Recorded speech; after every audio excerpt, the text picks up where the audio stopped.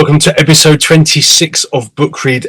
It's going to be a wonderful show and an interesting one because today I am going to southern Mexico to meet author Jaden Cornelious to talk about his second book, Great Balls of Fluff, which is part of the Adventures of Leonard Fluff The Lamb series. Super excited not only to speak with me, but also to let you know about the second book, which is out presently on Amazon. How about we go and chat to me?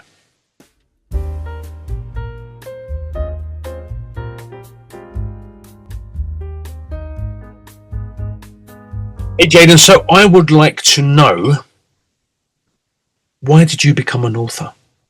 And can you tell me a little bit about your book?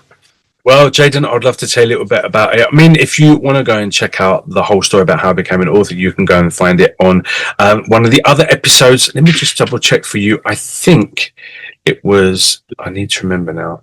I was on episode 19 of Book Read. Oh my goodness, there's been quite a few since me. So yeah, if you want to go and check out the real story behind it, then episode 19 is the one for you to watch. It also talks about my first book, The Mayor's Visit. But basically, I was just not in a great space one day. I wanted to do something. Things had happened. I was kind of reminiscing about that I was good at writing when I was about 11 because I won a little prize for creative writing at school, and my book was about this character called Leonard Fluff. So I sat down and wrote book one.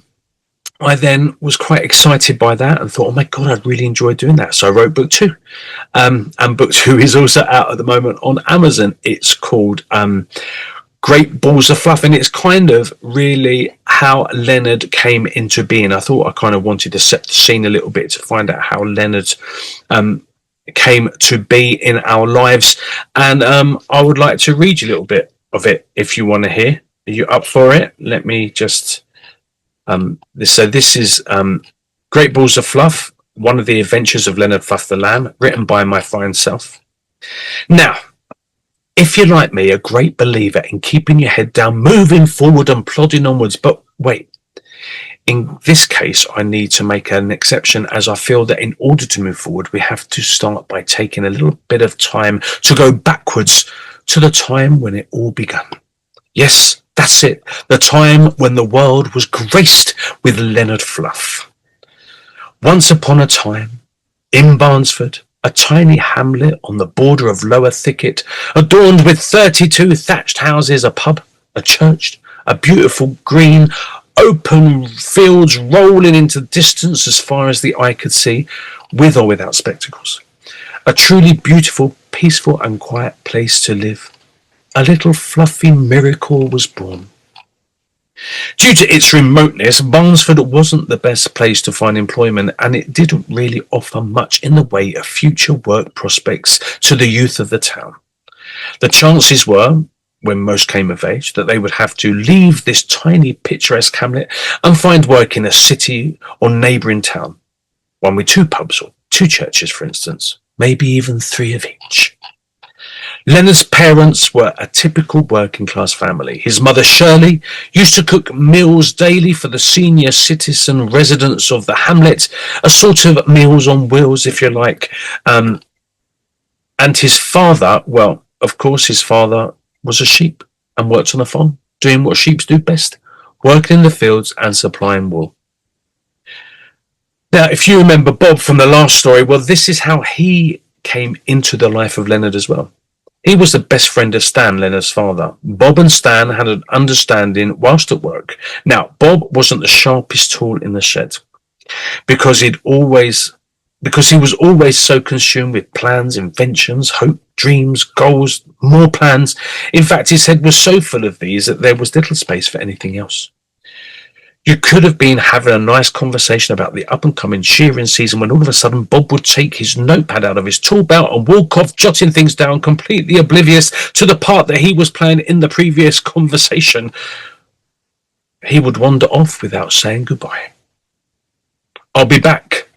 Hasta la vista. Or nothing. Sometimes he would completely forget what he was doing, which was not the best quality for a sheepdog, guard dog. Luckily, Stan was an incredibly intelligent, on-the-ball kind of sheep, and in fact, most said that if sheep ever had to form their own army, Stan would probably make a commander, as he was always demonstrating the ability to make sound, strategic decisions when it came to the sheep farming and such like. Stan was super supportive of Bob because although Bob suffered a bit with ADHD, Bob was super gentle, super kind, albeit a little strange at times. Stan was grateful that Bob was this way because there could be nothing worse than a work dog shouting and barking at you all the time because it was bored and needed to occupy his day. No one wants to be aggressively shouted at and have to have your boss bite in the backs of your legs just because there is nothing better to do. Bob was never like this. In fact, Bob had to keep his job purely because of Stan. Stan adored Bob, and he was such a good guy. Stan was liked by all the other sheep. In fact, Shirley supplied meals to some of the parents of Stan's workforce, so they were respected and highly thought of by the whole flock and further afield. When Bob found it difficult to get a grip on his daily routine, Stan used to go around the flock telling his mates to round up what direction to go in. Bob was sat on a huge rock, tapping his hand-sharpened pencil to his temple whilst waiting for new ideas to launch. So as I mentioned before, there was nothing to see really in Barnesford. In fact, it was quite boring, which in some ways was lovely. There were no supermarkets, only a farmer's market on a Wednesday and Saturday in the park outside the church, no tower blocks, no hotels, no huge apartment buildings. There was, however, close to the border of Lower Thicket, a huge, ugly, maybe even little scary-looking cotton wool factory called Barnesballs, which was locally very well known, maybe even further afield, but no one really travelled further afield to find out. Barnesballs just so happened to back onto the field where Bob, Stan and their mates worked every single day.